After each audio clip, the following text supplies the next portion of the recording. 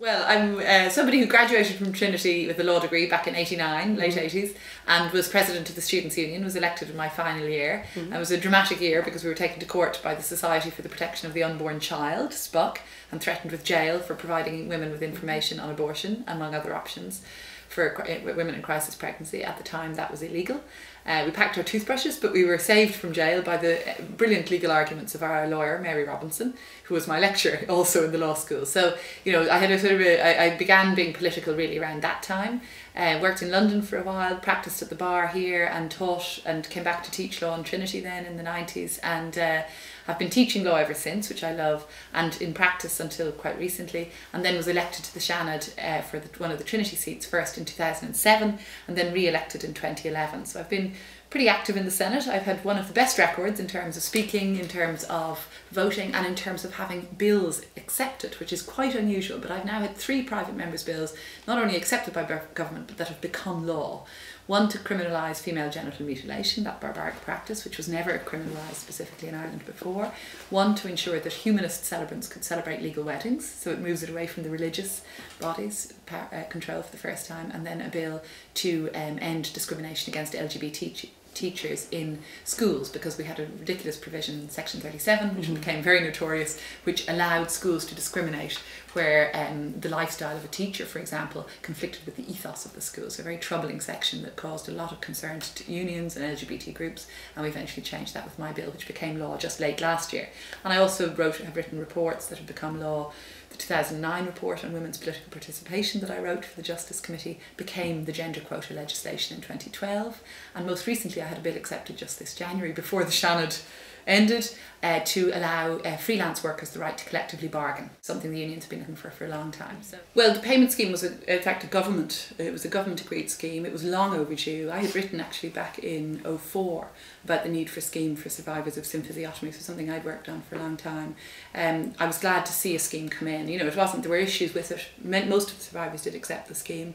As with all these compensation schemes, it wasn't ideal. And I should say, as a practicing barrister for many years, I represented many survivors of sexual abuse before the Residential Institution Redress Board, so I have very close knowledge of how that worked, and that was far from ideal and created a lot of friction, a lot of tensions among survivors. So there is no way of achieving a compensation scheme for survivors of symphysiotomy or other state practices that have hurt and damaged people that is going to answer the needs of every single one of those survivors. It's really difficult to do it, and I know the symphysiotomy scheme, one of the reasons it was set up as it was because there had been so many problems with the much more elaborate and formal structure of the Residential Institution Redress Board scheme. So I think there are difficulties with these schemes, but the main thing is that, you know, the main principle was that there was a scheme available, that for the first time survivors were acknowledged, that the state had acknowledged its responsibility to them. I was really glad to see that. I don't think... The state didn't apologise though. Well, there was an apology to the symphysiotomy survivors and an apology to the Magdalene Institution survivors, and again, hugely important that we recognise that. So, you know, I think Kathleen Lynch did make an apology. I mean, I'll check it, but I think she apologised to the symphysiotomy. And there's been no admission of wrongdoing by the hospitals, and the line is that this practice was still accurate and correct. Oh, it was appalling, absolutely appalling. So the practice has now been discontinued. I mean, you asked about legislation. The practice has been discontinued. Clearly, if it was still ongoing, we should of course pass legislation to ban it. But I think I'm right in saying. Well, that was a vote in the Dáil, and the Labour TDs at the time who spoke on it made it very clear that the reason they voted against Claire Daly's bill was that they knew it had no prospect of being passed. If they voted for it, that would have brought down the government. They had an arrangement, the party had an arrangement with Fine Gael, or an agreement with Fine Gael, that we would bring forward legislation on the X case. Labour delivered on that in government. It was a major achievement, because anyone who watched the debates could see Fine Gael lost people over it. In fact, a whole new party, Renua, was created out of that split within Fine Gael. So Fine Gael was very much against Fine Gael policy to accept that sort of legislation. We pushed for it in Labour and pushed very hard, got the legislation through. It's not great, you know, obviously I want to see a repeal of the 8th Amendment and a much more sensible, compassionate set of legislative provisions on abortion introduced. In fact, I introduced that legislation last November with Labour women to allow abortion on grounds of risk to life, risk to health, rape and fatal fetal abnormality. So that's what I want to see replace the 8th Amendment.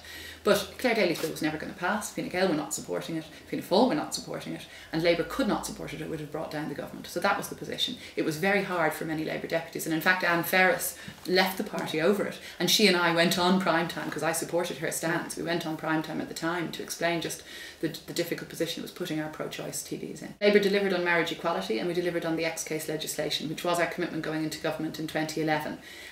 Clearly, the party went into government as a minority party, and any minority partner in a coalition government has to compromise. Indeed, the bigger party compromises too, but to a lesser extent. So Fine Gael agreed to sign up to marriage equality and X-case legislation. There was no way they were going to agree to a repeal of the Eighth Amendment.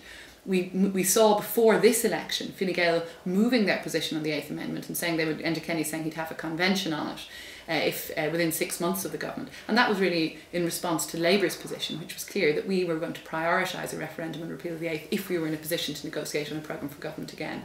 So certainly if Labour had been in that position, if so many seats hadn't been lost and the party had been in a position to go back into a negotiation on a programme for government, repeal of the Eighth Amendment, I believe would have been delivered. I don't believe it will be without Labour in government, frankly. There are quite a number of smaller parties who believe in repeal of the Eighth Amendment. They're not going to be in government. The two big parties who are currently the only show in town for government, and obviously this could all change before you go to press, but currently, Fianna Fáil and Fine Gael do not prioritise repeal of the Eighth Amendment. I'm very sorry to see so many deputies from all parties actually who supported repeal of the Eighth lose their seats, and it makes me somewhat sceptical about the likely prospect of a referendum in the near future. Opinion polls do show a majority of people in favour of repeal, but that's a very fluid majority. I was at the launch of the Amnesty International poll last week, and I was very disturbed to see that while 73% of respondents wanted a referendum, only 59% said they would actually vote for repeal. So there are people who are calling for a referendum, but who would actually vote to retain the status quo. So I think we have to be very careful. I'm a veteran now of so many referendum campaigns on abortion and other issues. The first and second divorce referendum, you have to really prepare the ground before you hold a constitutional referendum. And that was the other issue with the Clare Daly bill. Even had, first of all, you need a Dáil majority to pass a bill to have a referendum. It's the only way to get a referendum. So you need to bring people with you. We did it with marriage equality, but it was a long process. And we hadn't got there in the lifetime of the last government on repeal of the Eighth. I believe we would have if Labour had been in government this time, but unfortunately not. Yes, I put forward, in fact, I was one of the very few serving senators to put a submission in on Seanad reform to the working group chaired by Maurice Manning in the lifetime of the last government. This is the most recent report of many on Seanad reform. But I thought the merit of that was that it came in the wake of the referendum to abolish, which had obviously failed to abolish the Seanad. So and as I say, I absolutely oppose. I supported having the referendum, and I still think it was really useful. It was a really good exercise in debate about a bicameral system, about the merit of an upper house, and so on. So I thought it was a great debate. But I was really glad and had indeed campaigned against its passage, so I was glad it wasn't passed. But once it wasn't passed, clearly then there was an impetus for reform, and the working group was established. The merit of the working group was it was specifically looking at what reform we could introduce without further constitutional change. So in that context, I put forward, with the Labour senators, but I wrote it, a document for Seanad reform recommending a number of changes. There's some quite creative things we proposed. I mean, my reading of the Constitution is you can do, for example, you can have a simultaneous election for Seanad and Dáil, which is something that would get rid of that connection between failed Dáil candidates running for the Seanad, which is a real issue. It means that the Seanad is essentially seen as somewhere people go if they didn't make it in the Dáil. And I mean, I was one of those in 2011, so but that's the nature of it currently, because the election takes place usually about 90 days after. But the Constitution only requires that it be held within 90 days. It doesn't require that it be held with such a long gap. And if you had it at the same day, you'd not only cut down on costs in terms of running the election, but you'd also ensure that people had to make a choice about running for either Dáil or Seanad. So I think that would really strengthen the Seanad. Of course, I also think the big key issue is extending the franchise. So ensuring that the vote in the Seanad is open to all. But there is an issue there that you don't want it to become just another Dáil. And clearly the Dáil has the more important role in terms of being the house from which the government is drawn and the Taoiseach is drawn. So you have to ensure that whatever your franchise for the Seanad isn't just exactly the same as the Dáil. So we recommended that the Seanad election should be open to not just Irish citizens, but anyone living in Ireland who's eligible to vote in the local elections, which would be a different electorate to the Dáil, that you would do it perhaps on a regional basis, which we thought was sensible, rather than the geographic constituencies of the Dáil. You could do it in line, for example, with the European Parliament constituencies, and that would mean you'd have a very different slate of candidates and a very different group of people elected to the Seanad. You know, so there's a number of things. Obviously the university seats have to remain because that's in the constitution, but absolutely I support the extension of the franchise to graduates of all third level institutions, and there are heads of a bill on that. So the reform is kind of imminent on that front, and I suspect this may be the last election where we have 3 Trinity and 3 NUI seats, and that would be a good thing to extend the franchise. But the difficulty with that is you then have 6 seats for which the electorate is about 700,000. So it's a massive electorate. And that's why I think you can't do that without also extending the franchise for the 43 seats on the panels.